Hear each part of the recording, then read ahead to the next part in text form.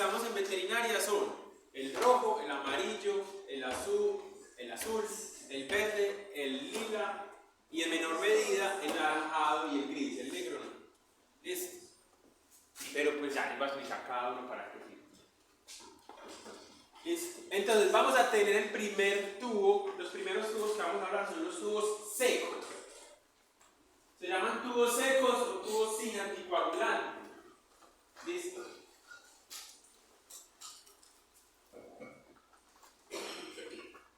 Esos tubos secos o tubos sin anticoagulante tienen dos colores, el color rojo y el color amarillo. ¿Listo?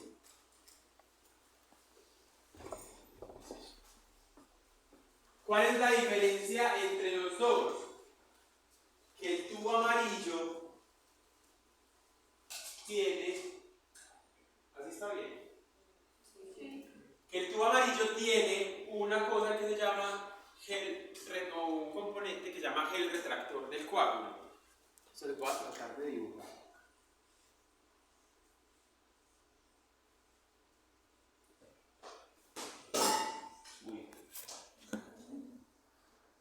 Listo, este es el tubo amarillo, pero pues yo lo rojo porque nada.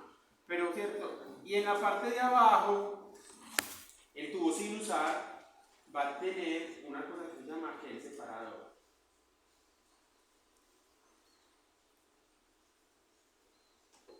Listo. Yo adiciono la sangre, tú, por cualquiera de los métodos que vimos la clase pasada.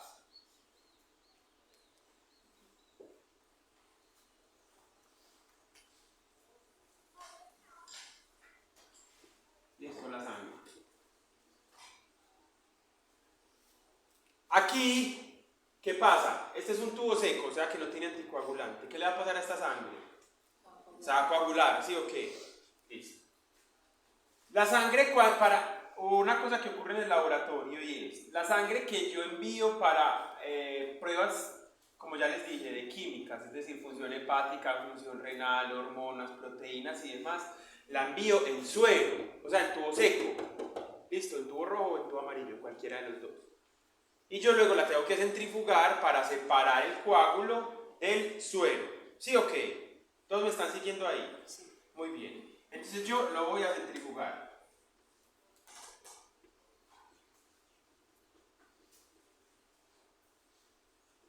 Y luego de la centrifugación, esto queda así. Exacto, queda el gel en la mitad.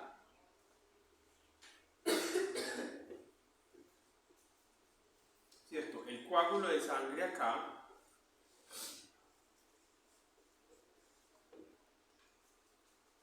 ¿Y esto que sería qué? ¿El suero o el plasma? ¿El plasma o el suero? El suero. Listo, recuerden que no es plasma porque es una sangre coagulada. Así queda. Esto es súper útil. ¿Por qué? Porque nos sirve a nosotros o nos permite a nosotros utilizar el 100% del suero de ese paciente para todas las pruebas que le tengamos que hacer. Y así no le tenemos que volver a sacar sangre porque la muestra fue insuficiente y demás. Entonces esto es súper útil, por ejemplo, en perros pequeños, en gatos pequeños,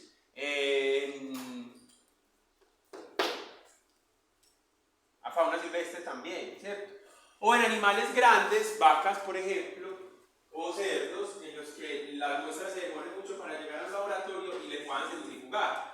Porque una vez yo la centrifugue, ¿sí? Yo ya separo el coágulo del suero y así, si este coágulo se daña o pasa mucho tiempo, pues el suero va a quedar completamente limpio y no se me va a contaminar con sangre.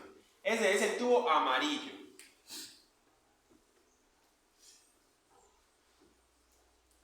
¿Listo? El tubo amarillo. Hola. Es el mismo, el retractor o el separador, sí. Listo, es el mismo.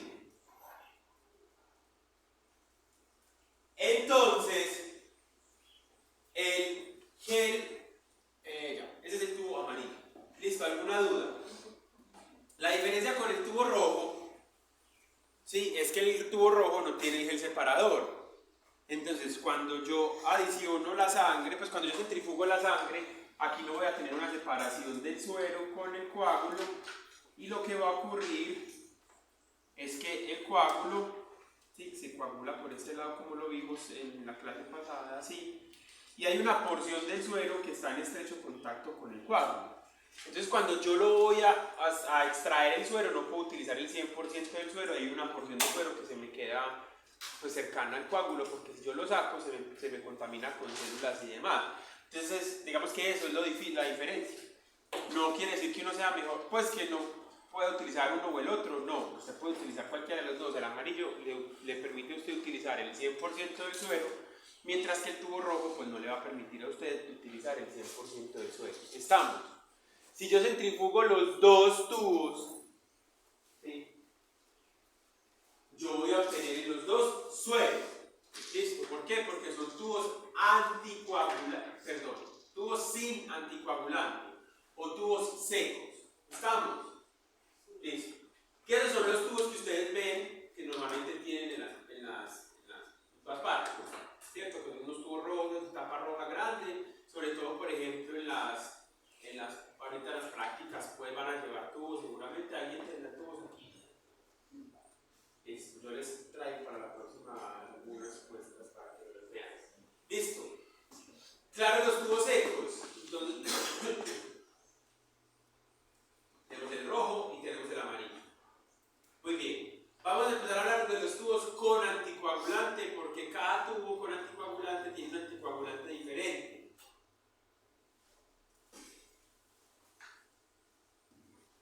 El primero que vamos a hablar es el más común, que es el tapalila o el morado.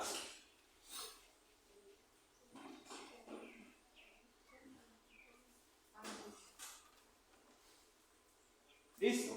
Ese tubo tapalila o morado, su anticoagulante se llama EDTA dipotásico.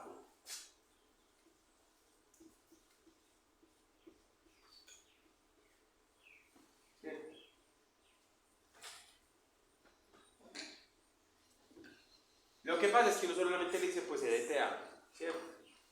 Hay gente que le dice EDTA, pero pues es mejor decir EDTA. Listo. Ese EDTA dipotásico tiene una particularidad, y es que la función de este EDTA es, uno, anticoagular la sangre, por supuesto, y dos, conservar la morfología celular.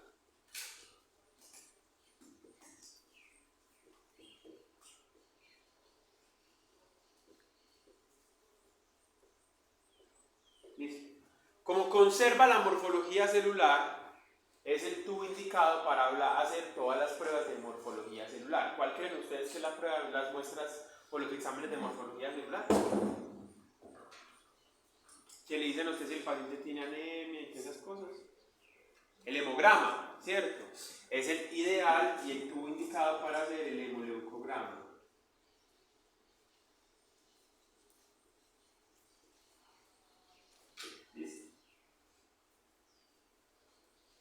Ese EDTA dipotásico entonces me sirve a mí para hacer el hemoleucograma. Ahí yo voy a ver la morfología de las células que yo quiera, pues que las células que yo quiera no, las células que hay. Listo. Entonces ahí están la morfología de los rojos, la morfología de los blancos, la morfología de las plaquetas y también de las células, digamos que las células inmaduras, ¿cierto? Las precursoras de los glóbulos rojos, blancos y plaquetas. Las puedo ver en ese hemoleucograma. Listo. Todas las muestras de sangre que yo quiera hacer para hemoleucograma la debo hacer aquí. Ahorita vamos a hablar una cosa de esto. Pero una cosa importante, la ventaja de este anticoagulante es que le conserva a usted la muestra estable por 24 horas. ¿Cierto? ¿Eso qué significa? Que le puede conservar a usted la morfología de sus glóbulos rojos durante 24 horas. Que pasado ese tiempo, pues ya vamos a empezar a ver unas alteraciones morfológicas por el tiempo de la muestra, porque la muestra lleva mucho tiempo, digamos que por muchas cosas que hacen que la muestra se altere. Pero lo ideal es mantenerse, se conserva hasta 24 horas a una temperatura de 0 a 4 grados centígrados. ¿Listo? Entonces, si ustedes van a tomar un hemoleucograma, ustedes toman el hemoleucograma, toman la muestra de sangre, ¿sí? Y homogenizan el tubo, ¿cierto? Yo se los había contado la clase pasada cómo se homogeniza. Bueno, llenan el tubo de sangre, ¡pum! Lo llenan hasta acá, hasta esta línea negra, listo, y lo homogenizan, más o menos de 8 a 10 veces suave, no es pues como agitando un medicamento ni nada, sino que hay que hacerlo suave, porque si usted lo agita muy duro, pues rompe las células, ¿cierto? Entonces lo agita suave, más o menos de 8 a 10 veces, y listo, ahí está la muestra. Y la puede llevar a la nevera hasta 24 horas, siempre y cuando no pierda esta cadena de frío, que es de 0 a 4 grados centígrados. Si usted la va a llevar en un lapso de 1 hora al laboratorio, no pasa nada, todo bien, no la tiene que refrigerar. Lo ideal es que siempre la refrigere, pues, pero si no, la puede dejar en refrigeración, pues 1 hora está bien.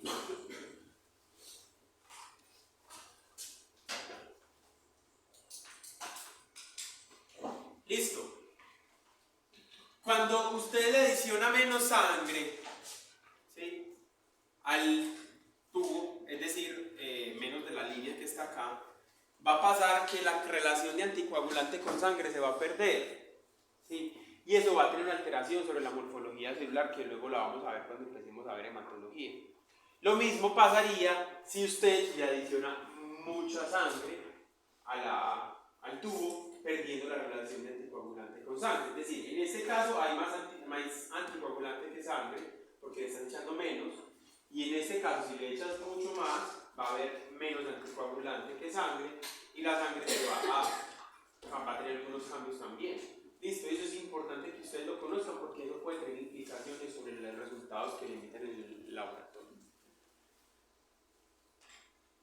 Ahora, si yo centrifugo esta sangre, que la tengo en este tubo Zapalila, ¿yo qué voy a obtener? ¿Suero o plasma?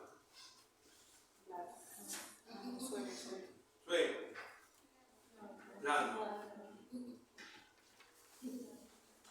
¿Qué vamos a tener? ¿Suero o plasma? Pueden mirar, aquí en el suelo. Plasma, ¿por qué?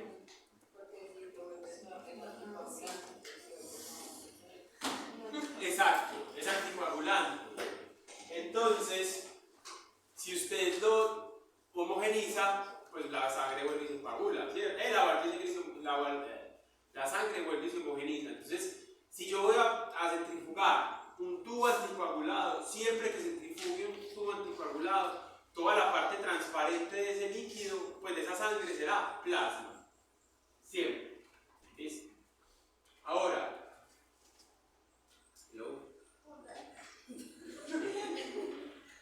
la pregunta es, si yo les había dicho que el suero, pues digamos que se hace toda la química, y es un líquido transparente, que es lo mismo, que es solamente la glucosa líquida de la sangre, sin los factores de la coagulación del suero, y el plasma es lo mismo, solo que con factores de la coagulación, ¿yo por qué no puedo leer cosas de, por ejemplo, una función renal en un tubo morado, o una función hepática en un tubo morado, o unos anticuerpos en un tubo morado?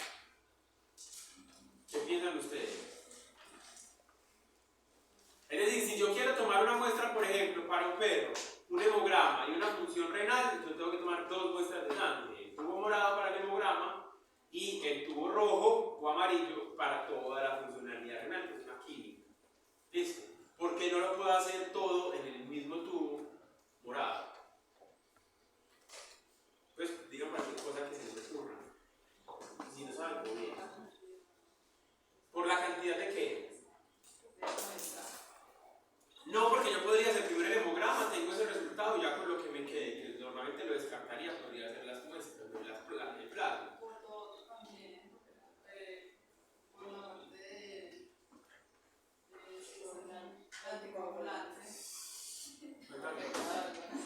para que no funcione, para hacerlo que no puede sacar. Ajá.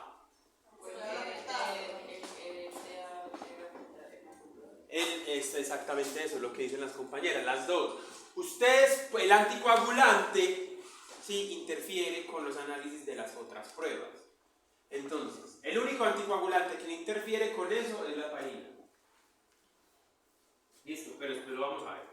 Estamos hablando de esto. Entonces no puedo hacer ninguna prueba. Por ejemplo, yo quisiera, si yo quiera, el anticoagulante tiene potasio. Si yo quiero medir el potasio de este paciente, no lo puedo hacer aquí porque ya sé que el anticoagulante tiene. Entonces no me va a servir. Listo.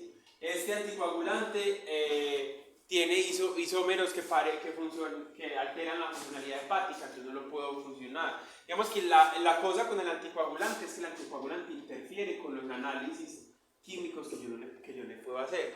Lo que sí es que es súper bueno porque me conserva la morfología celular. Entonces yo puedo hacer todos los exámenes de hematología ahí, así se llama, ¿sí? Toda la hematología.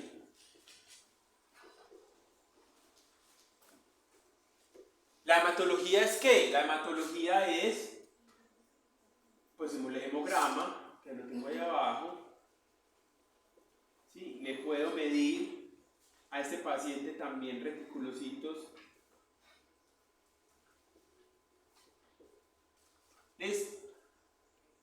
Y todas las partes de hemogramas, plaquetas, el recuento, aunque las plaquetas pues dura por un asterisco porque también se pueden hacer en otro tubo. Vamos que con esas es básicamente la hematología. Ahora, yo también le puedo medir a este paciente el fibrinógeno, ¿cierto?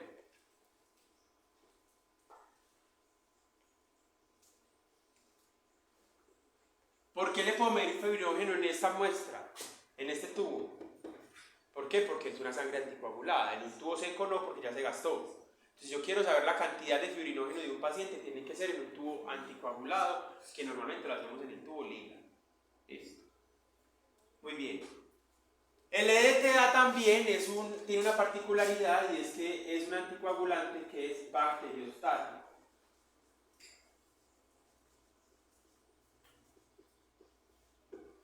Listo. Entonces, si ustedes van a tomar una muestra para un cultivo, nunca en su vida la vayan a meter en un tubo lila, porque el anticoagulante pues es bacteriostático, entonces cuando ustedes lo vaya a sembrar en el laboratorio, pues no le va a salir nada, porque ya las bacterias están quietas. Listo, entonces no lo vayan a hacer. Lo vayan a mandar un tubo para un cultivo, un hisopo para un cultivo, nunca lo vayan a mandar en un tubo lila. No lo vayan a mandar en un tubo de sangre, pero cuando hagan la chambonada, que la van a hacer siempre, háganla en un tubo rojo, no en el amarillo, porque el tubo amarillo, el gel también daña la muestra. Listo, que la gente confunde el tubo amarillo porque tiene gel como si fuera un medio de transporte para microbiología y nada que ver. Listo, lo que pasa es que, ¿cierto? Tienen gel separador y introducen el gel, ahorita vamos a ver alguna foto, introducen el tubo en el gel y dañan la muestra. Entonces, si van a enviar una muestra para microbiología en un tubo de sangre, solamente en un tubo rojo. ¿Listo? Si no, mandenla, lo ideal es mandarla en un tubo, en un medio de transporte para microbiología, pues que ya te las vamos a dar. ¿Listo? Dudas con el tubo morado. Igual nosotros vamos a ver luego cada una de las pruebas que vamos a hacer en cada uno de los tubos, pues ya hay detalles, pero aquí estamos hablando de generalidad. Listo, es el tubo morado. Vamos a mirar el tubo azul. Listo, el tubo azul tiene un anticoagulante que se llama citrato de sodio. Listo, citrato de sodio. Entonces es el tubo que se utiliza para muchas cosas, pero idealmente es el que se utiliza para los tiempos de coagulación, es decir, para evaluar la coagulación de un paciente. ¿Listo?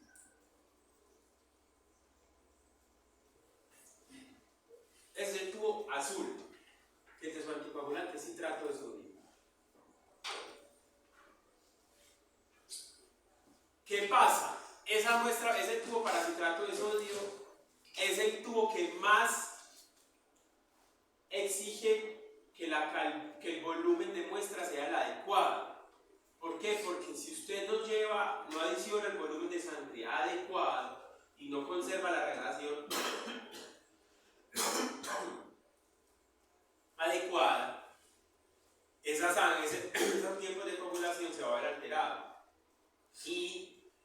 le van a reportar a usted de pronto alteraciones en la coagulación de ese paciente y usted va a creer que el paciente va a tener un montón de hemorragias, usted no va a saber si es un problema del paciente o realmente es una mala toma de muestra. ¿Listo? Entonces, ese es el más importante para eso. También lo pueden utilizar para otras pruebas o para otros procedimientos, los que se han puesto plasma rico en plaquetas en las líneas de expresión, utilizan ese. O el plasma rico en plaquetas para el crecimiento del pelo, o en animales lo utilizan para la regeneración de tejidos, por ejemplo, en pacientes que tienen quemaduras grandes o que tienen lesiones articulares y demás, o en caballos utilizan mucho el plasma citrado o el plasma rico en plaquetas. Es esto, listo. Pero entonces de ahí se obtiene. Pero realmente para nosotros, yo no les voy a explicar nada del plasma rico en plaquetas, es el tubo ideal para la evaluación de tiempos de coagulación. Listo, cuando veamos coagulación y hemostasia vamos a ver la importancia de utilizar ese tubo y qué funcionalidad tiene. Pilas, ahí ustedes podrían también medir químicas, pero pues no lo van a hacer porque el anticoagulante interfiere. Listo, tanto el EDTA como el citrato de sodio son quelantes de calcio. Listo, son anticoagulantes quelantes de calcio. Ustedes saben que el calcio es importantísimo para la coagulación y son quelantes de calcio, entonces se pierde el calcio que hay ahí. Entonces, si ustedes quieren medir calcio en una paciente, pues no vayan a medir calcio en un tubo anticoagulado, ni con EDTA, ni con citrato de sodio. Lo van a hacer en un tubo rojo o en un tubo con otro anticoagulante que no sea quelante de calcio. ¿Listo?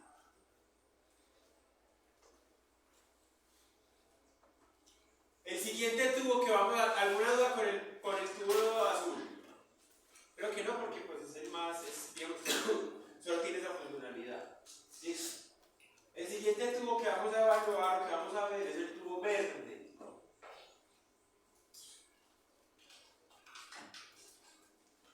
El tubo verde es un tubo que tiene un anticoagulante que se llama heparina de sodio o heparina de litio, dependiendo pues, de la marca. ¿De sodio o de litio. ¿Listo? Entonces, este es un tubo que inhibe, o sea, hace la coagulación, favorece la anticoagulación, perdón, porque es un bloqueante del paso de protrombina a trombina. Entonces ya pues no permite que haya coagulación. ¿Listo? Por eso es que se da la anticoagulación.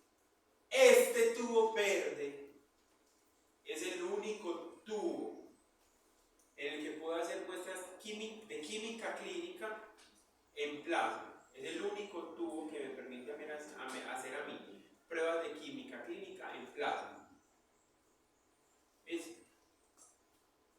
¿Qué es lo que es la química clínica? Función hepática, función renal, hormonas, todo lo que se analiza en suero o en plasma con heparina. Es el único tubo que permite hacer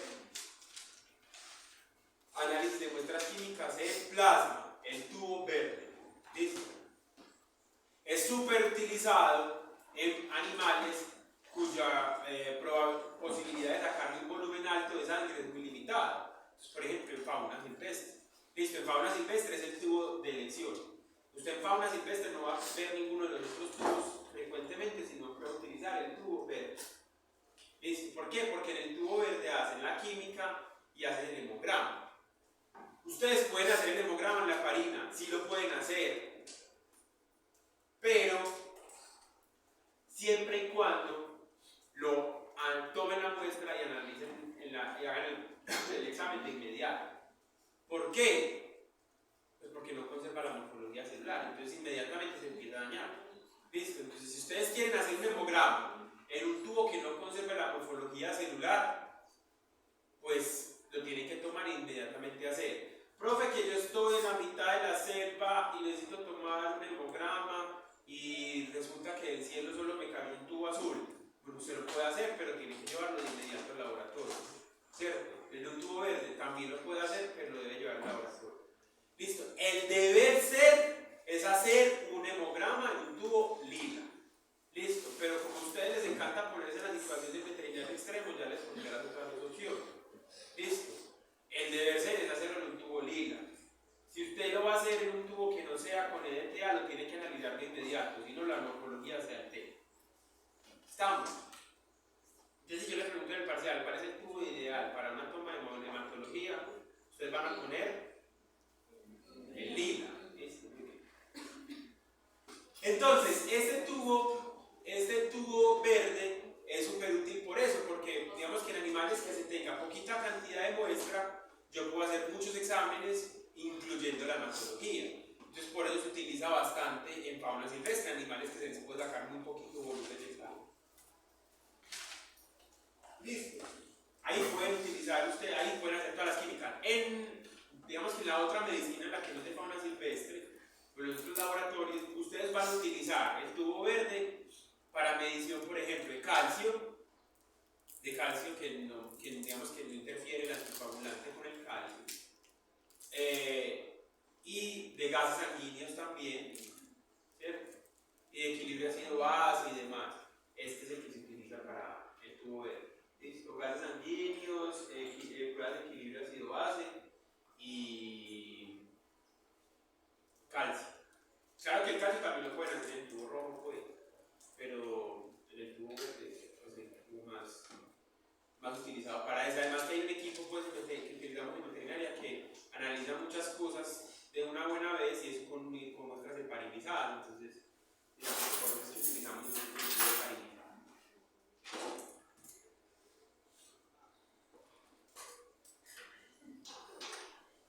Muy bien.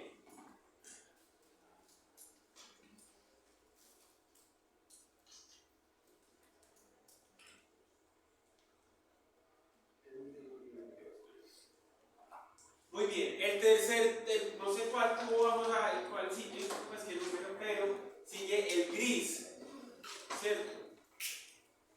El tubo gris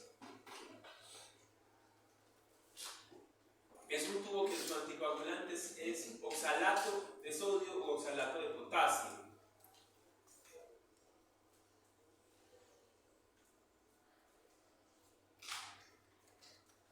¿Listo?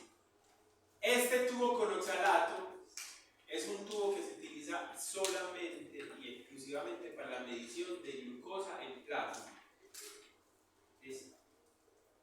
Hombre, es el tubo que ustedes van a utilizar idealmente para la medición de glucosa. ¿Por qué? Porque si yo tomo glucosa en un tubo lila, en un tubo verde o en un tubo azul, listo, los anticoagulantes me interfieren. Digamos que es la primera. Bueno, en el verde no. Pero lo que ocurre es que como ese tejido está vivo, se va consumiendo la glucosa. Entonces, si el laboratorio está lejos y usted quiere medir glucosa y una muestra que tomó a las 7 de la mañana, la glucosa, si el laboratorio llegó a las 11, es una glucosa que ya se ha consumido y digamos que el valor que le emiten no es el real del paciente, porque la glucosa se consumió. Aplica para todos los tubos en realidad, incluso para los secos también. ¿Listo? Entonces ahí es muy difícil evaluar, digamos, la concentración de glucosa. Le vuelvo a poner el mismo ejemplo. Si usted está en una clínica veterinaria, que el laboratorio está ahí mismo, como es el caso de CBZ, por ejemplo, o cualquier clínica que tenga laboratorio ahí, usted puede medir glucosa en cualquier tubo, digamos, en cualquier tubo que no interfiera, es decir, heparina o secos. ¿Listo? La cosa es que usted la tiene que medir inmediatamente. Si usted se demora mucho en llevarla al laboratorio, o usted está en una clínica veterinaria en la que el laboratorio pasa diferentes momentos del día y no inmediato, la glucosa que usted tome, que no esté en un tubo gris, será una glucosa que estará alterada. Ya, entonces, ¿por qué? Porque se consume. Entonces, normalmente siempre pasa que toman una glicemia y el paciente después está hipoglicémico. Pues claro, el laboratorio fue 5 horas después y la glucosa se consumió. Eso ocurre en cualquiera de los tubos que ya les dije, menos en el tubo gris, que es el tubo con oxalato de sodio. El tubo gris evita que se consuma la glucosa, entonces es el ideal para medición de glucosa en plasma. ¿Listo? ¿Estamos? Nos faltan dos, que es este tubo negro. No se los voy a a mencionar, pues les voy a mencionar para que funcione, veterinaria no lo hacemos. Hay un examen en medicina humana que se llama velocidad de sedimentación globular o de velocidad de eritrosedimentación globular, que básicamente se utiliza en pacientes que tienen enfermedades reumáticas o enfermedades autoinmunes y cuando hay un proceso muy agudo de eucrisis, digamos que se llena de proteínas de fase aguda del plasma, entonces los glóbulos rojos cuando demoran mucho en sedimentarse. Entonces para eso utilizan ese tubo rojo negro. ¿Sí? Y nos faltaría este último, que es el tubo naranja. Es el único tubo que a diferencia de los demás, este tubo tiene un coagulante, no un anticoagulante, sino un coagulante, el tubo naranja. ¿Listo? Y el anticoagulante es trombina. El coagulante, muy bien. El coagulante es trombina. ¿Listo? Entonces, es súper bacano porque cuando ustedes estén haciendo rotaciones y cuando ustedes sean veterinarios, ustedes van a odiar el laboratorio porque no les entrega resultados rápidos de un paciente que se está muriendo. Listo. La cosa es que cuando ustedes toman una muestra de sangre y la ponen en un tubo rojo, por más rápido que usted me la lleve al laboratorio, yo no puedo hacer nada hasta que no se forme el coágulo y se retraiga, es decir, que el coágulo se forme y se vaya para el fondo del tubo. A partir de ese momento yo la puedo centrifugar, antes no. Entonces usted me la lleva, vea, me siento mal, un caballo que va para cólico y el doctor cualquierito necesita que sea ya. Entonces yo le tengo que decir, doctor, no puedes, tengo que esperar que se traiga el coágulo. Entonces son más o menos 15 minutos, eso es mucho tiempo en la vida de un paciente, yo entiendo eso. Pero pues ajá. Y entonces, para eso se utiliza el tubo naranja. ¿Por qué? Porque como yo lo homogenizo, como si fuera un anticoagulante, yo al mezclarlo con trombina, se obtiene coágulo mucho más rápido, ¿cierto? Se coagula muy rápido.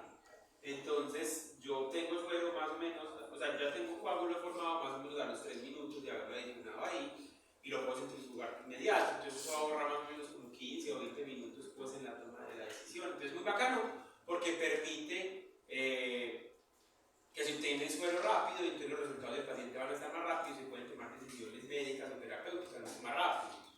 ¿Qué ocurre? Que finalmente pues ese paciente,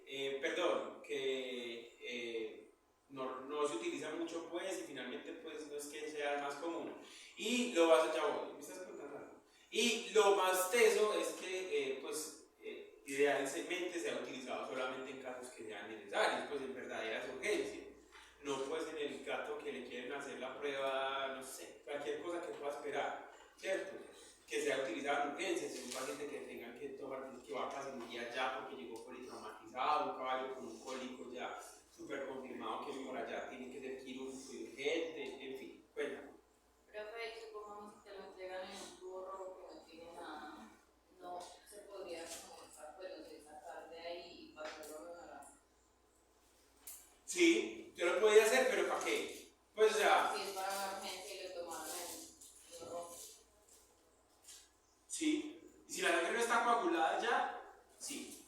Porque si la sangre ya está empezando a coagular, ya lo tienes que dejar en el tubo rojo. Pero si la sangre está recién tomada y usted la pasa a un tubo naranja, sí lo puede hacer. Lo que pasa es que digamos que pues eso en recursos es una bobada, pero sí lo pueden hacer. Lo que ustedes no pueden hacer nunca jamás es pasar de un tubo anticoagulado, de un tubo anticoagulado a un tubo rojo.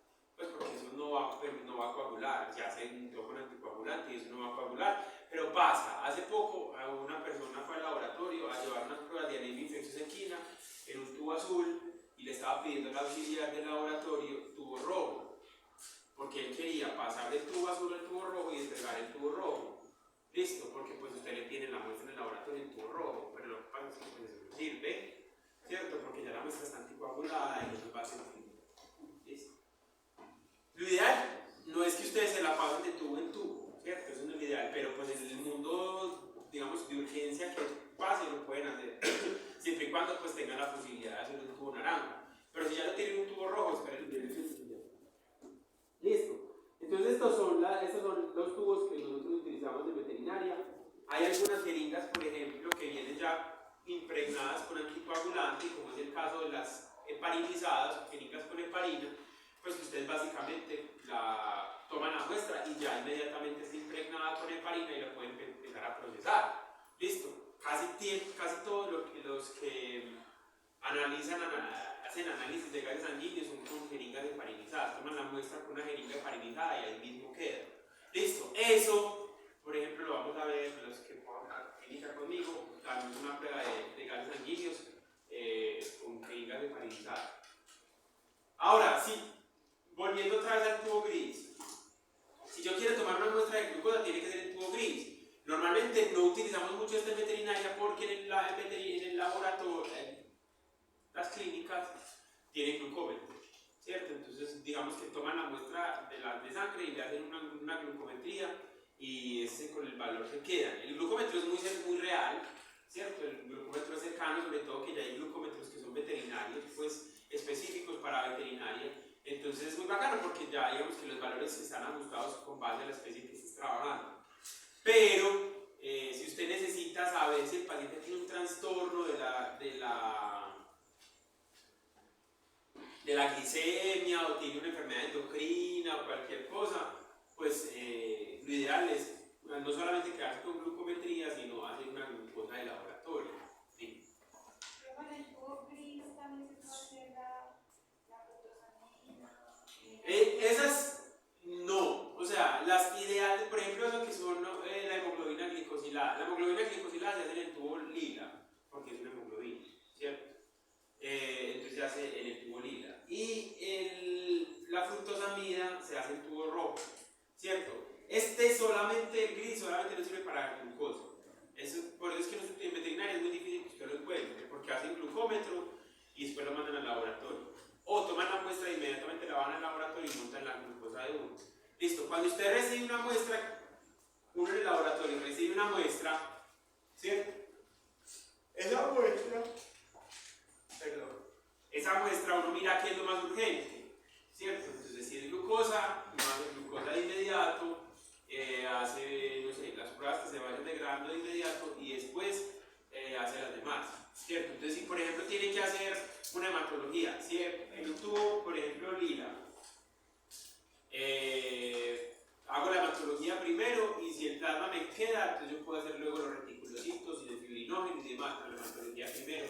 ¿Por qué? Porque cada vez que yo saque plasma, saque muestra de ahí, pues estoy ahí interfiriendo en el valor final de la muestra, ¿cierto? En los valores, en la concentración de células y demás. Entonces siempre el examen principal se hace primero y después se hacen los demás que se puedan derivar de ahí. ¿Listo?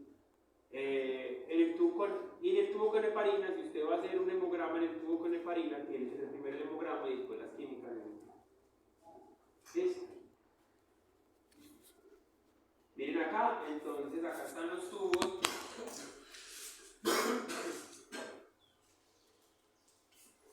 Listo. Entonces tenemos el tubo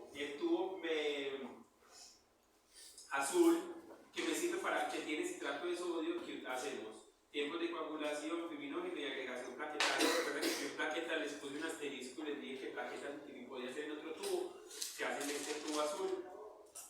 Lo voy a homogeneizar de 3 a 4 veces mínimo. Yo siempre recomiendo 8. Es decir, 1, 2, 3, 4, 5, 6, 7, 8. Ya, eso es lo que usted homogeniza en un tubo. No más de ahí ni menos de ahí, para mí. ¿Cierto? Hay personas que dicen que con 4 es suficiente. Yo con 8 pues no sé, me quedé con esa. Tenemos estos dos que estamos viendo acá, el amarillo y el rojo, que tienen el separado para química clínica y también hay que homogenizarlo. Se sabe y se está comprobado que cuando usted homogeniza un tubo, o sea la muestra de sangre, así el tubo esté sin anticoagulante, permite que la sangre se distribuya por todo el tubo de manera uniforme y la obtención de suero va a ser más y de mejor calidad. Listo, entonces digamos que usted homogeniza el tubo sin anticoagulante y la gente le va a decir, ¿usted por qué están homogenizando eso? Y usted va a decir, porque ya sé. Y porque mi profesor de patología clínica me enseñó que lo tengo que homogenizar. Listo. Y ustedes van a ver que eso optimiza más digamos que obtiene mejor suero. Listo. Tenemos el naranja, ¿cierto? Para obtención de suero rápido que tiene trombina. El tubo verde que tiene heparina de sodio o de heparina de litio, que me sirve para química clínica, ya les dije con plasma, o para hematología, teniendo en cuenta pues que como no conserva la morfología celular se puede dañar. ¿Listo? El EDTA hipotásico para hematología y banco de sangre. Y el tubo gris, ¿sí? Que tiene oxalato de potasio y sodio para química clínica en algunos casos, pero básicamente es para pruebas de glucosa y de lactato. Lo que pasa es que el equipo que utilizamos en veterinaria para evaluación del lactato lo utilizamos con heparina de sodio. ¿Listo? Porque no solamente mide el lactato, sino que mide pues, diferentes analíticos más. Entonces por eso utilizamos el de heparina de litio. Uno también puede medir lactato con una tirilla como si fuera una glucosa en un equipo que mide solo lactato, que se llama lactatómetro, ¿cierto? Una cosa que se me había olvidado decirles en el tubo lila es que como me sirve para mirar morfología celular, lo voy a tener muy presente cuando evalúe morfología celular de otros tejidos, ¿cierto? De otras cosas. Entonces, por ejemplo, de un líquido encefalorraquídeo, de un líquido abdominal, de un líquido torácico, que yo quiera mirar qué células hay ahí, voy a utilizar el tubo lila.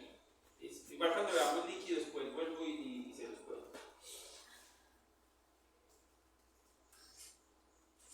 Muy bien, aquí están los mismos. Bueno, ustedes son los mismos. Pues ahí están, hay unos que ustedes van a decir como, porque hay tapón oro, tapón amarillo, pues es la misma cosa. Ya les dije cuáles son los tubos que utilizamos en veterinaria, que son estos. Están viendo acá en la imagen de la derecha. Los tubos tienen diferentes presentaciones dependiendo del volumen de sangre. Sí, para que la cantidad de sangre que usted adicione sea menor, pero la relación de anticoagulante con sangre se conserva. ¿Listo? Entonces tienen tubos de 1 ml, de 2, de 3, de 4, de 6 y de 9. ¿Listo? Este tubo de 9 pues ya está mandado a recoger porque es una cosa súper gruesa, las centrífugas tienen que ser, digamos que especiales, entonces el tubo de 9 pues ya está superado. Pero los tubos que más se utilizan son el tubo de 1, ¿cierto? Que es el tubo que nosotros llamamos microtiner, y el tubo de 4 ml, que es el que utilizan por ejemplo en animales grandes o en perros muy grandes. La cosa es que los tubos, independientemente del volumen, van a tener los mismos colores. Entonces yo voy a tener tubos de 1 ml que tienen EDTA, citrato, heparina, incluso seco, incluso tubo con gel separador, pero solamente de volumen de 1 ml. Eso es muy bacano, por ejemplo, para los perros y gatos, ¿cierto? En un perro chiquito, pues va a ser mucho mejor sacar 1 ml de sangre que sacar el 9, ¿cierto? Entonces es mucho más fácil. Adicional que en veterinaria nos quedamos con que solamente podemos sacar 1 ml de sangre. Pues es una percepción de ahora. Pues eso ya suena como si fuera un anciano, pero es verdad, ¿cierto? Porque es más fácil sangrar, se sangra 1 ml de un perro y ya está, pero lo ideal es que uno pueda sacar el mayor volumen de sangre posible. O sea, para nosotros en el laboratorio nos sirve la mayor cantidad de sangre que ustedes nos puedan enviar. ¿Por qué? Porque así yo no lo tengo que llamar a usted y decir, doctora, es que miren, no me alcanzó la sangre para hacer la creatinina. Entonces, o le monto la química o le monto pues entonces ya empieza uno a parir micos, como decimos coloquialmente, porque no hay suficiente sangre. Que si ustedes son generosos con la toma de la muestra de la sangre, pues ustedes van a permitir que al paciente se le puedan dar más resultados, ¿cierto? Se le puedan montar más pruebas y usted se quita el dolor de cabeza, tiene que llamar al tutor nuevamente para que el tutor lo tenga que llevar nuevamente a sangrarlo y le va a decir, es que usted por qué no le sacó más sangre, es que en esta clínica todos me quieren sacar plata y todo lo que les pasa a ustedes veterinarios cuando tienen que sacar mucha de sangre. ¿Listo? Entonces siempre ahorren ese dolor de cabeza, saquen la mayor cantidad de sangre posible.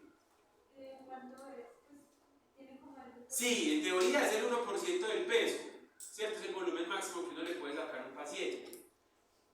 El 1% y uno no se gasta eso. ¿Cuánto es el 1% de 100 kilos? 100 ml. ¿Cierto? ¿Cuánto? 1 ml. ¿Cuánto es el 1% de 100? Pues 1. ¿Sí o qué? El 1% de 100 es 1. perro de 100 gramos o un animal de 100 gramos 1 ml de sangre máximo. Entonces, o sea, un animal de 100 gramos es que un cachorro recién nacido. Sí, te roba y un exótico, para el exótico sí es bien importante, pero usted le puede sacar hasta 1 ml. Entonces digamos que es mucho. Lo que pasa es que nosotros, pues, no sé, tenemos un gran danés y le sacamos un microtanque, ¿cierto? Entonces yo sé como parce, tiene un perro gigante que pesa más que incluso que el veterinario y le sacan una sangrecita de este tamaño. Y lo más es que llega coagulada al laboratorio. Entonces, ¿qué oso? Listo, entonces ustedes van a ser súper buenos veterinarios y van a sacar la sangre que mayor pueda. Yo sé que a ustedes se les va a olvidar y van a sacar 1 ml, pero pues igual yo cumplo con decirles. Listo, saquen la mayor cantidad de sangre que puedan, porque eso les permite a ustedes tener más sangre por si cualquier cosa. Le voy a poner un ejemplo. Yo saco sangre de un perro cualquiera y yo le reporté creatina de 8 y el paciente no tenía signos clínicos de enfermedad renal. Entonces usted me dice, venga, pucha, ¿cómo así creatina de 8? Yo soy doctor y se la volví a montar porque había sido suficiente para comprobar el resultado y es 8. Si quiere, le puedo montar entonces otras pruebas de funcionalidad renal que le abren el plan. Listo, súper bien. Entonces con esa misma sangre yo le puedo montar un montón de resultados de más. Pero si yo con un ml le monto la creatinina, se la confirmo y digo que está en 8, eso implica que el paciente tiene que volver a la clínica para volverlo a sangrar para otro examen. Entonces que al final eso se traduce en tiempo y en dilatación del tratamiento de un paciente que probablemente necesita tratamiento inmediato. ¿En laboratorio cuánto tiempo volvió a una muestra? De mascotas se descartan todas al final del día. Y de animales de producción, en caballos, vacas y demás, dependiendo de la prueba, se pueden aguardar hasta 1 año. Pero en mascotas se descartan todas al mismo día, ese día al final del día. Pero pues, supongamos eso, un paciente que tiene que seguirle con un control y sacarle muestras más seguido, ¿qué porcentaje se le Igual. Igual. Sí, igual, es que usted no lo va a desangrar por sacarle sangre, ¿cierto? Eso es una concepción muy lastimera que tenemos nosotros con la toma de la muestra de sangre, ¿cierto? Porque es incómoda, pues. Y cuando hemos estado, yo no sé si alguno ha estado hospitalizado, yo no, pero me imagino. Pero sí he tenido familiares hospitalizados, ellos llegan y todos los días les sacan sangre y es el familiar de uno todo desmatizado, les buscan en las piernas y les siguen sacando porque tocan. Es la única forma de mirar la evolución de un paciente hospitalizado. ¿Qué es lo que pasa? Nosotros no le podemos tener pesar, eso suena muy horrible y no es tan horrible como suena, como lo quiero decir, pero no le tenemos que dejarnos de quitar el pesar de sangrar a un animal porque qué pesar, porque realmente sangrar a un animal es una única forma que nosotros tenemos de evaluar la progresión de un tratamiento. ¿Cierto? Un paciente hospitalizado hay que sangrarlo 1, 2, 3, 500 las veces que sea necesario. Chúsele donde lo tenga que chuzar. Después de que el paciente salga de su estatus de enfermedad grave, ya usted le va espaciando los exámenes, eso permite que las venas se vayan regenerando, que ya el animal se pueda incorporar y demás. Pero un paciente que está crítico es un paciente que lo tienen que chuzar 3, 4 y 5 veces en el mismo día. Entonces no se preocupen que eso no los va a matar, ¿cierto? Eso es como para que lo tengan claro, que no pasa nada, que lo sangren muchas veces. Pero eso sí, siempre que ustedes vayan, como se los dije en la clase pasada, cuando ustedes vayan a sangrar un animal, tiene que ser de una vena que no esté canalizada, ¿cierto? ¿Por qué? Porque digamos que los medicamentos y los líquidos que vayan ahí pueden interferir en el resultado. Tiene que ser de una vena limpia, siempre. Entonces por eso se complica más, porque hay que usarlo y empezarlo a buscar, y en un paciente que lleve, no sé, 8 o 10 días hospitalizado se va dificultando más la toma de la muestra. Pero pues es lo que toca hacer, ¿cierto? Las muestras, entonces vimos cómo se toman, repasamos rápidamente cómo se toman, cuáles son las jeringas y las agujas, cómo se almacenan, ¿cierto? En qué tubos. Ahora vamos a ver qué pasa con la muestra en el tubo de sangre, en el tubo de reconexión. Las muestras se pueden alterar, ¿listo? Entonces si la muestra quedó mal tomada, la muestra se puede dañar, y se puede dañar de diferentes maneras, ¿cierto? Digamos que existen 3 formas en las que se pueden hay alteraciones de la muestra, ¿sí? Que se llaman interferencias analíticas. Una muestra que llegue con algún interferente de estos al laboratorio es una muestra que se considera no óptima para su procesamiento y no se debería procesar.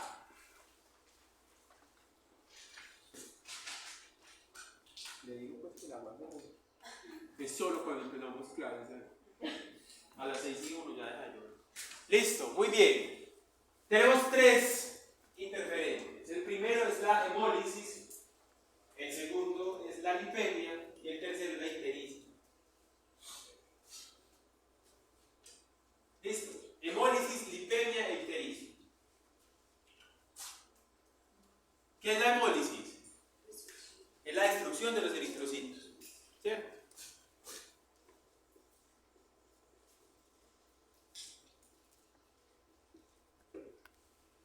La hemólisis ocurre en cualquier muestra de sangre.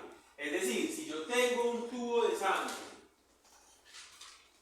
en cualquier tubo de estos de colores, pues me refiero, en cualquiera, y la muestra fue mal transportada, mal llevada, mal refrigerada, mal como sea, esa muestra, esos glóbulos rojos se van a romper, ¿sí? Y se van a dañar. Yo no sé si fue acá donde ustedes me preguntaron que si yo tomo la muestra con una jeringa y vuelvo y la paso con una jeringa al tubo, con la misma aguja, perdón, ¿cierto? Eso ustedes lo pueden hacer.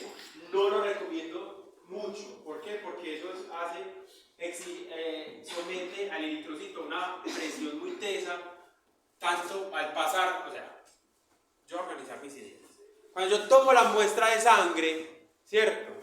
Yo estoy funcionando una vena y esa vena, digamos que pasa por una aguja. ¿Sí o qué? Entonces yo aquí tengo una vena que viene con un flujo sanguíneo, digamos que una presión pues estable, que es 80 y punta, dependiendo del animal, a 100 y punta. Listo. Y cuando yo empiezo a poner sangre, pues los eritrocitos acá tienen una presión muy tesa sobre la membrana celular de ellos. Listo. ¿Por qué? Porque pasan de un gran vaso a un espacio muy pequeño y yo le estoy metiendo presión para poder sacar la sangre, porque aquí estoy con una jeringa o con un sistema cutáneo, como sea, generando una presión negativa para que se salga la sangre. ¿Sí o qué? Y ellos se almacenan acá. Acá están. Listo. Luego yo lo tengo que pasar a un tubo de recolección, en el caso que lo tenga con una jeringa, pues. Entonces, si yo lo voy a pasar de aquí para allá, otra vez con aguja, es volver a someter a los eritrocitos otra vez a la presión muy tesa que hay en la aguja, porque es un calibre muy pequeño. Por eso yo no recomiendo que ustedes tomen con aguja y vuelvan y sirvan la sangre con aguja. ¿Qué es lo que normalmente hacen los veterinarios? Toman la jeringa con sangre y clavan las agujas y pan en el tubo y lo dejan que se llene. A mí no me gusta eso.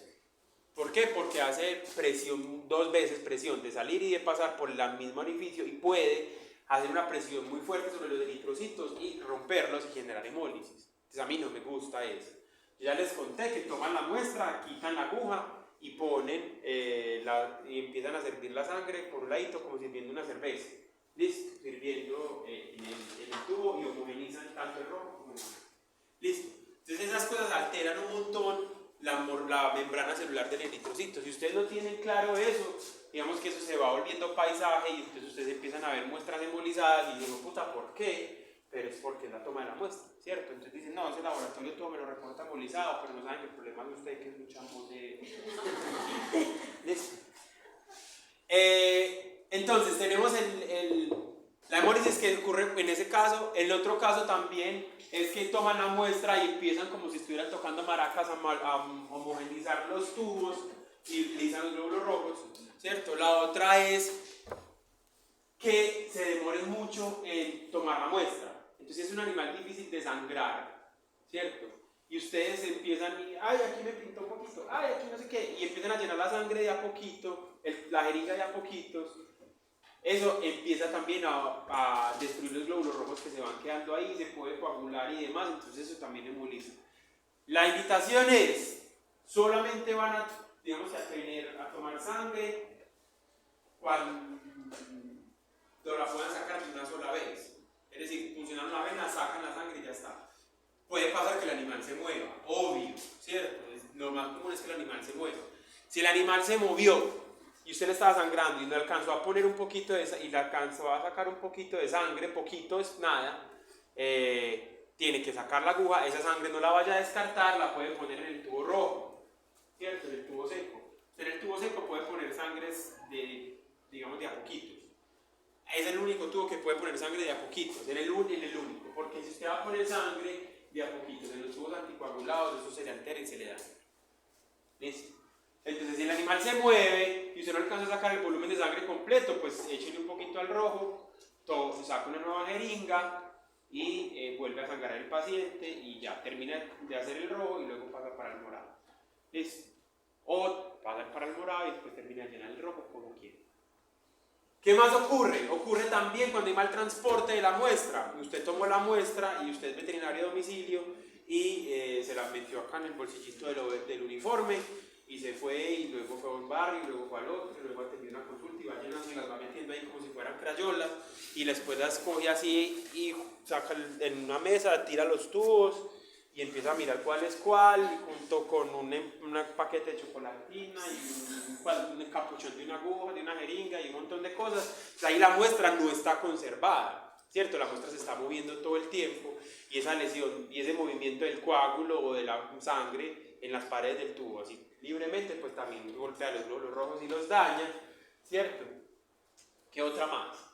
Otra opción que puede ocurrir es que ustedes trabajan como veterinarios en una finca y dicen, bueno, vamos a mandar este sangrado de estos animales, vamos a, no sé, unos lechones porque queremos evaluar cualquier enfermedad infecciosa, entonces sangran 40 lechones y los meten como si fuera una nevera de cerveza llena de hielo de casa normal y los meten así chun chun chun chun y eso lo mandan desde la quinta porra hasta el laboratorio y eso llega en una piscina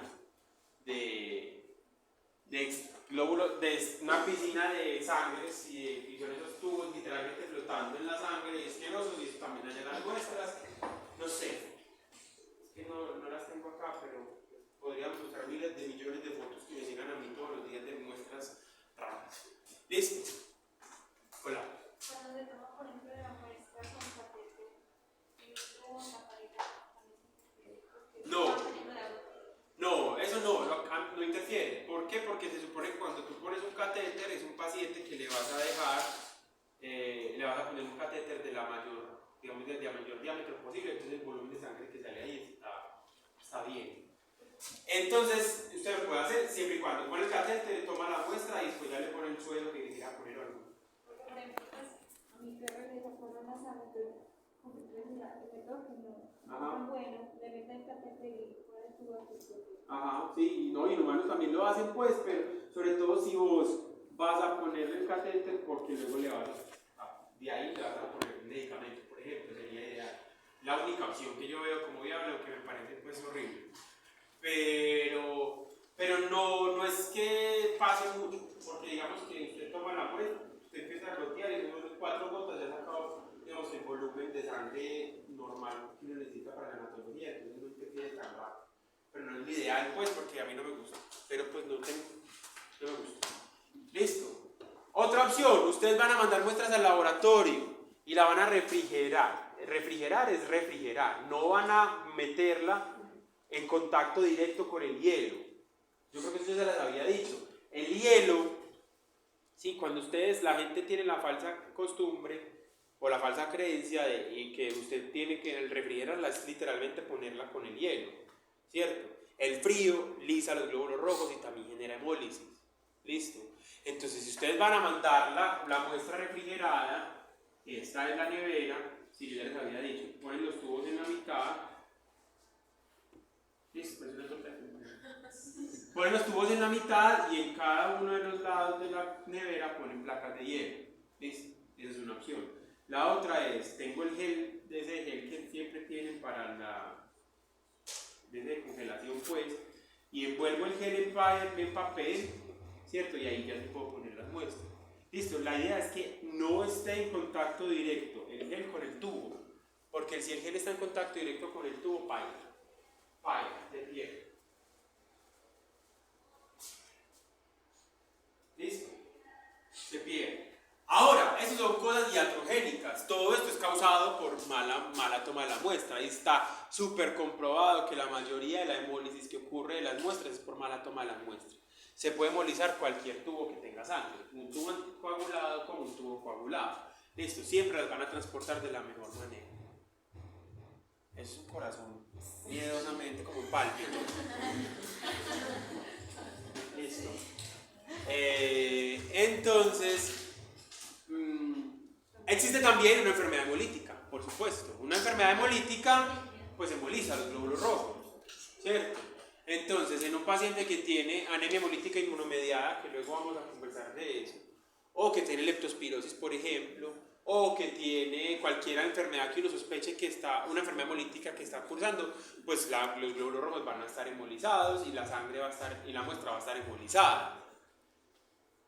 ¿Qué pasa? Que a diferencia de la hemólisis iatrogénica, que es esta, sí, esa hemólisis el paciente tiene signos de enfermedad hemolítica, ¿cierto? Entonces tendrá fiebre, tendrá petequias, otro tipo de cosas. Entonces uno dice, bueno, está hemolizada, pero es porque este man, yo creo que tiene leptospira, reliquia, o a veces antiplanosomo, o lo que sea. Entonces uno por laboratorio dice sospecha de... No, eso no lo decimos. Algunos laboratorios sí le piden como información de contexto del paciente, pero normalmente no. Nosotros reportamos eso o lo llamamos a ustedes y les damos que está muy hemolizada. Usted ya si el paciente tiene tal.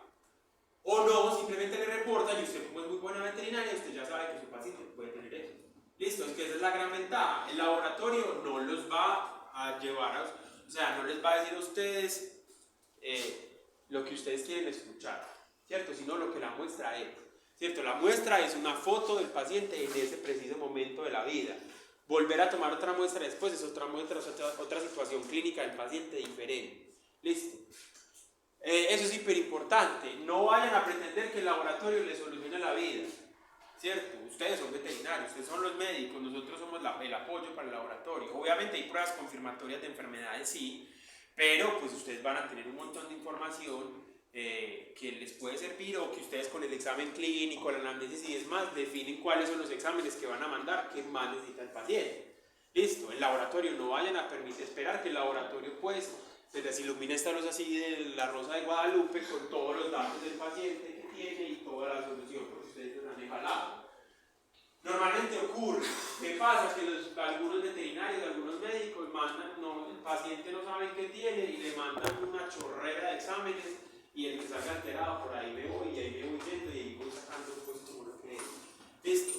Para nosotros, digamos que económicamente es muy bueno que ustedes no sepan nada, ¿cierto? Pues porque uno mandan exámenes y entonces cobramos.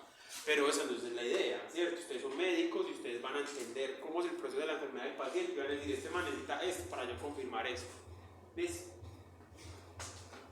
Entonces, la hemólisis interfiere, además, la hemólisis la vamos a definir en función del grado. ¿Listo?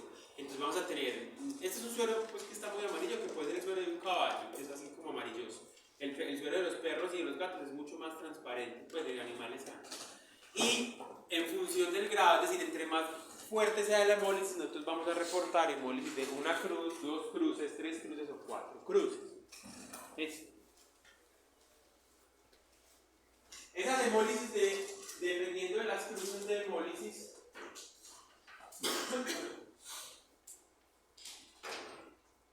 la muestra se puede rechazar o no. Ahora, un paréntesis. El deber ser es que toda muestra hemolizada se rechaza. Pero en veterinaria hemos aprendido a hacer unas excepciones porque pues, entendemos que hay pacientes que, no sé, usted trabaja como veterinario de campo y tiene que ir a una finca en la Quinta Porra, pasar un río, chalupa, caballo, toma la muestra y llega hemolizada. Yo le digo, ay, no se la va a repetir. Usted me dice, ve, ¿cierto? Entonces nosotros entendemos que eso no, pues digamos que no es una camisa de fuerza tanto como humanos. Pues el deber ser es rechazarla, ¿listo? O sea, ustedes no vayan a hacer que las muestras todas lleguen hemolizadas, pero si la muestra llega más o menos entre una, máximo 2 cruces de hemólisis, uno la puede procesar haciendo la salvedad que la muestra esté hemolizada. Entonces yo la analizo y le pongo en las observaciones del resultado muestra hemolizada, una cruz, 2 cruces. ¿Listo? Para qué? Para que el veterinario sepa que de pronto los resultados que está obteniendo ahí pueden no ser reales debido a la hemólisis, porque la hemólisis altera muchos resultados, ¿cierto? Sobre todo de las químicas, como es el caso de las pruebas musculares, las enzimas hepáticas, en fin, ya ahorita vamos a ver cuál. Entonces eso es importante. Una muestra que está hemolizada, 4 cruces, eso es una muestra que es literalmente negra, es un suelo que es negro, entonces que es muy difícil procesar. O sea, ahí si llamamos al veterinario y le decimos como no, venga, es imposible, ¿cierto? ¿Por qué? Porque el resultado va a estar supremamente alterado. Pero entre 1 y 2 cruces de hemólisis uno se lo puede tolerar y le puede llamar al veterinario, a excepción de pruebas que sean muy sensibles a la hemólisis, como es el caso de las enzimas musculares, ¿cierto? Los iones y la fosfatasa alcalina, que eso es de hepático. Listo. Esas pruebas son súper inestables a la hemólisis. Entonces la hemólisis se las altera un montón. Entonces yo llamo y algunas enzimas hepáticas también. O sea, yo llamarlo, yo les digo, no, eso está hemolizado, falla. Listo. Y entonces usted me dice, no, igual procesemela. Yo, pero venga, es una enzima muscular. Ese paciente le va a parecer como si tuviera el músculo súper roto. No importa, procesemela, bueno, listo, yo se la proceso. Los veterinarios al principio eran muy reacios. Cuando el laboratorio no era frecuente, pues no se utilizaba de manera rutinaria. Ya el laboratorio sí es tomado en cuenta, entonces le dice, doctor, está hemolizada, repítala y él la repite, ¿cierto? O uno le pasa la lista de cuáles pacientes están hemolizados, por ejemplo, en el caso tal de que sean cerdos o aves o bovinos, que son muchos animales, entonces yo le digo, de estos 25, 30 o 50 o 150 animales que usted me envía, esas son las muestras hemolizadas y ellos la repiten. El segundo que vamos a hablar es la lipemia. Hola. Y cuando la muestra se toma inmediatamente pues para sacar el plasma, cuando lo van a inyectar y sale oscuro, o sea, sin haber transportado y el manejo estando bien. Porque pues... Por ejemplo, si de plasma rico en plaquetas. Sí. Porque la muestra se hemolizó, puede que la tomaron mal, algo se movió o tiene una enfermedad hemolítica. No debería salir oscura. Pero no puede ser por alguna alteración, pues supongamos algo del azúcar o de... ¿Del azúcar? No, más fácil que el paciente tenga una enfermedad hemolítica en curso. Entonces eso sí puede pasar, ¿cierto? Que el paciente esté con una enfermedad hemolítica. Pero normalmente cuando vos entregás una muestra que estuvo bien tomada, que el paciente está clínicamente sano, no debería estar hemolizada. Pues eso quiere decir que hay, digamos, que un daño en la toma de la muestra, en el transporte o que el tubo está vencido. También puede pasar. ¿Listo? La segunda que vamos a ver es lipemia. La lipemia es esta que estamos viendo acá. ¿Cierto? El tubo negativo a lipemia es así, o el suelo negativo a lipemia es transparente, y la lipemia igual que la hemólisis. 1, 2, 3 y 4 cruces de lipemia. El cuarto tubo, la última cantidad, o la última cruz, las últimas 4 cruces, pues, o el tubo más lipémico, es el tubo que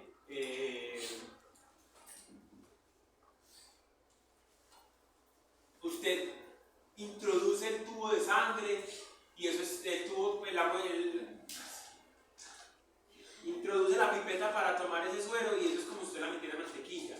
Sí, es un tubo súper grasoso, es una muestra, es un suero muy grasoso. Ese suero no sirve para nada. ¿Por qué? Porque no se puede trabajar. Ahí, si uno lo saca así, realmente daña los equipos porque los engrasa, los daña. Entonces el resultado realmente no funciona. Esos tubos lipémicos son frecuentes en pacientes con condiciones endocrinas de base, ¿cierto? Por ejemplo, perros diabéticos, perros con Cushing o perros con hipotiroidismo. Perros obesos, pues obviamente también, en cerdos, en algunos cerdos también, y en caballos con trastornos de los lípidos, con dislipidemia o con alteraciones lipídicas. ¿Listo? ¿Qué hace uno en un paciente que usted sospeche de un trastorno de lípidos o un paciente que usted en el examen físico vea que está obeso, ¿cierto? Cuya condición corporal sea mayor de 4, pues es un paciente que obligatoriamente pongan en ayuno antes de tomar muestras. Es decir, todas las muestras de sangre se deberían tomar en ayunas, todas, ¿cierto? Y un ayuno no mayor a 12 horas en un paciente clínicamente sano. ¿Listo? Pero si el paciente tiene obesidad, el paciente se debería dejar en ayuno obligatoriamente. Estamos. Es decir, cuando usted llega a su perro al veterinario, usted ya llama por un examen de sangre y se los toman sin que esté en ayuno. Pero a no ser de que sean unos exámenes muy específicos o a no ser que el paciente esté gordo, ¿cierto? Si el paciente está gordo, lo ideal es dejarlo en ayuno. ¿Por qué? Porque dejarlo en ayuno se evita que se forme, que se esta lipemia. Hola. También es menos de 12 horas. No. En un paciente gordo, ¿cierto? Que el suero es, usted lo dejó las menos de 12 horas porque usted no sabe cómo está el suero de ese paciente, ¿cierto? Sí. Y usted lo lleva al laboratorio y yo lo llamo y digo, no, doctor, esa muestra está lipémica. A ese paciente hay que tomarle muestra de sangre, pero con un ayuno de más de 12 horas, ¿cierto? Con el fin de que se vayan gastando estos, digamos que esos ácidos grasos y el suero se vaya a poner un poquito más transparente, se puede utilizar mejor o lo podamos procesar. El ayuno de los pacientes que tienen sueros lipémicos así, listo, uno los tiene que dar 12 horas, pues mínimo 8 que es lo normal, ¿cierto? Luego 12, luego 18 y lo máximo que se puede dar a un paciente en ayuno es 24 horas absolutas de ayuno, inclusive de agua. Es horrible, yo prefiero más bien hospitalizar al paciente, dejarlo hospitalizado un día y tomar las muestras al día siguiente que llevárselo para casa porque eso es horrible. Pues usted ve el perro acercarse la boca como un cubo de mi agua desesperado, entonces creo que es súper dramático, entonces no me gusta hacerlo.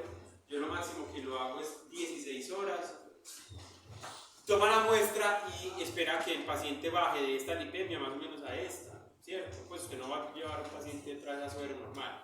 Si el paciente después de las 24, de las 12 horas o máximo 24, el paciente no solucionó la lipemia, el paciente tiene un trastorno de los lípidos grave y tendrías que tratar primero la dislipidemia para luego tomar los exámenes.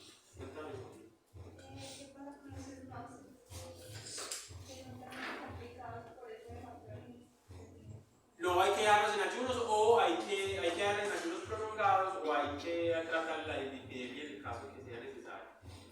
En esos perros que son, en los bulldog, en los labradores hipotiroideos, en los schnauzer, en esos perros que son grasosiles por naturaleza, hay que darles el ayuno un poquito más largo. ¿Listo? Muy bien. El último que vamos a ver es el que está acá, que es la bilirrubina. La bilirrubina se sube cuando te miro y no me mires por ahí. La bilirrubina. ¿Listo? Resulta que la ictericia o la hiperbilirrubinemia, ¿sí? La vamos a ver cuando veamos un poquito de hematología, vamos a ver un poquito de ella, pero la vamos a hablar más que todo cuando veamos de enfermedades hepáticas o de evaluaciones del laboratorial del hígado. La bilirrubina es un resultante normal del metabolismo del glóbulo rojo, ¿sí o qué? Y la bilirrubina se empieza a acumular en el cuerpo por diferentes trastornos. Puede ser por una enfermedad hemolítica o por una enfermedad hepática, ¿cierto?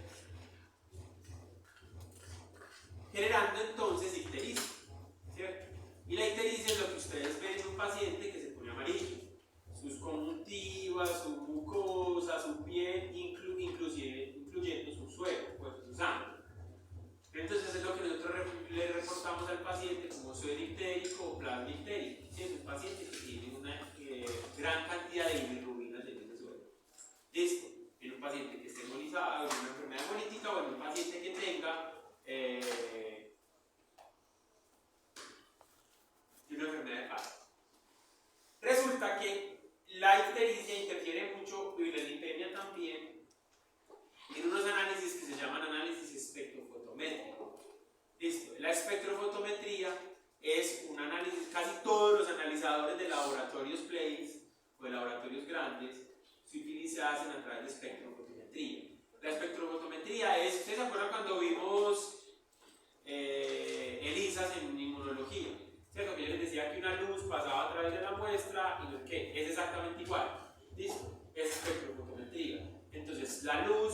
incide la muestra, es decir, pasa la muestra y analiza qué hay allá. Entonces, en una muestra que esté muy turbia, ya sea por hemólisis, por ictericia o por lipemia, pues va a alterar esos resultados. Entonces, por eso es que nosotros no procesamos muestras con alto grado de hemólisis, de lipemia, de ictericia, entre comillas, pues en la ictericia es un asterisco, porque la ictericia es un proceso patológico. O dejamos la salvedad diciendo que es una muestra histérica, o una muestra lipémica, o una muestra hemolizada, y eso puede alterar nuestros resultados porque la mayoría de las lecturas se hacen con espectro fotosintético. Hola. Pero esas interferencias se dan en plasma y en el suero. Sí, en plasma y en suero. Claro, usted puede tener un plasma hemolizado, por ejemplo, en un paciente que tomó una muestra, o en una muestra que esté muy vieja, o en un paciente que tiene una enfermedad hemolítica. En un suero hemolizado, en una muestra que fue mal tomada, en un coágulo, pues una muestra que fue mal transportada, o en un paciente que tiene pues, una enfermedad. Ocurren tanto en un suero como en un plasma. Ahí tenemos algunas. Listo. Ictericia, ¿sí? Entonces puede interferir en los resultados analíticos de albúmina, colesterol, triglicéridos, glucosa y proteínas totales. La hemólisis, dependiendo del grado, puede incluir altos aumentos de bilirrubina, potasio, magnesio, hierro, fósforo, ¿cierto? De enzimas como LTA, STSK, fosfato alcalina, amilasas, proteínas, bueno, ¿cierto? La hemólisis puede producir además una disminución en la concentración de glucosa y de sodio. Entonces digamos que miren que todo este tipo de alteraciones hace que el paciente pues que los valores que yo le reporte del paciente no sean los reales. Entonces eso es súper teso porque finalmente pues al que se va a ver afectado es el paciente. Y usted va a tratar un paciente que con una enfermedad respiratoria, con una enfermedad cualquiera, listo, pero realmente no saber si es realmente el paciente que tiene una enfermedad o es una mala toma de la muestra o que la muestra se daña. ¿Listo? Y las enfermedades endocrinas como diabetes mellitus, hiperadrenocorticismo, hipotiroidismo, pancreatitis, ¿cierto? Puede generar alteraciones de estos valores, también todo lo que tenga que ver con métodos espectrofotométricos. ¿Listo? Existen también unas interferencias analíticas exógenas, ¿sí?